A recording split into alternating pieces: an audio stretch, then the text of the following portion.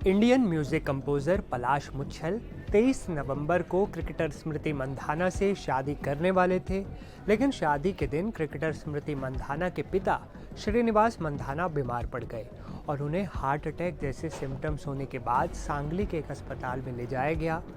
एक दिन बाद म्यूजिक कंपोजर पलाश मुच्छल को भी संगाली के एक अस्पताल में भर्ती करवाना पड़ गया। उनकी भी तबीयत खराब हो गई। हिंदुस्तान टाइम्स की रिपोर्ट के मुताबिक पलाश की मां ने बताया कि पलाश स्मृति के पिता के बहुत करीब हैं और जब वो बीमार पड़े तो पलाश ने तय किया कि जब तक वो ठीक नहीं हो जाते तब तक शादी की रस्में नहीं करनी चाहिए। इसी बीच एक बड़ी खबर ये आई कि स्मृति मंधाना ने अपने इंस्टाग्राम से शादी से जुड़े सभी पोस्ट डिलीट कर दिए, जिससे लोगों का ध्यान सेलिब्रेशन से हटकर दूसरी तरफ चला गया और तरह तरह के सवाल उठने लगे।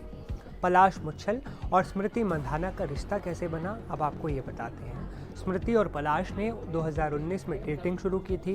उन्होंने लंबे समय तक बातें छिपाईं और जुलाई 2024 में ही अपने रिश्ते को ऑफिशियल किया, जब उन्होंने साथ में 5 साल पूरे होने पर एक एनिवर्सरी की तस्वीर पोस्ट की थी। पलाश ने नवी मुंबई के DY पाटिल स्टेडियम में स्मृति को प्रपोज करते हुए एक प्यारी सी क्लिप भी शेयर की थी, जो खूब वायरल हुई थी।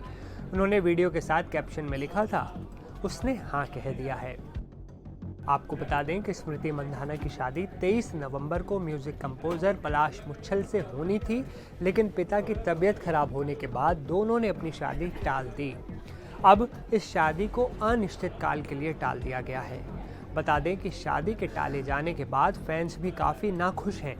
20 नवंबर से चल रही शादी की रौनक एकाएक फीकी पड़ गई।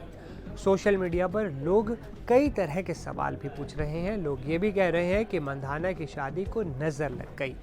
ऐसे में जानते हैं कि अब तक क्या क्या हुआ है। स्मृति के पिता की तबीयत खराब होने के तुरंत बाद उन्हें अस्पताल ले जाया गया। सरभित अस्पताल के डॉक्टर नमन शाह ने बताया, मिस्टर श्रीनिवास मंधाना स्मृति मंधाना जी के पिताजी को करीब 1-1:30 बजे बाईं तरफ छाती में दर्द के बाद उनको हार्ट अटैक के लक्षण डेवलप हुए थे।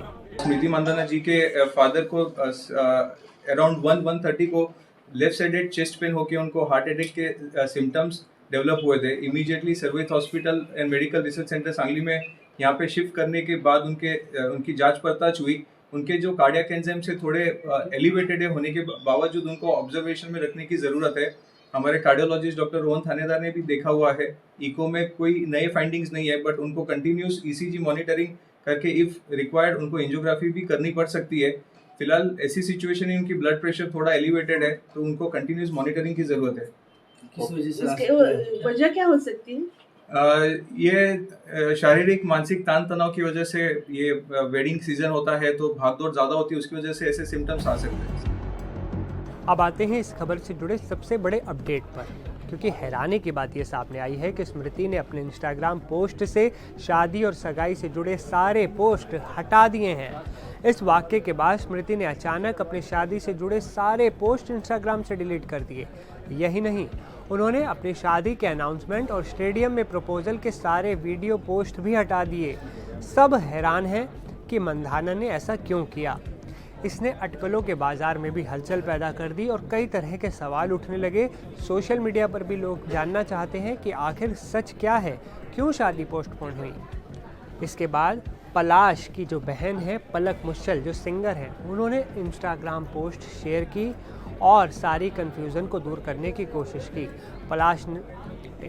पलक ने लिखा, उन दोनों की शादी स्मृति मंधाना के पिता की तबीयत के कारण ही टली है। आप सभी हमारी प्राइवेसी का ख्याल रखिए।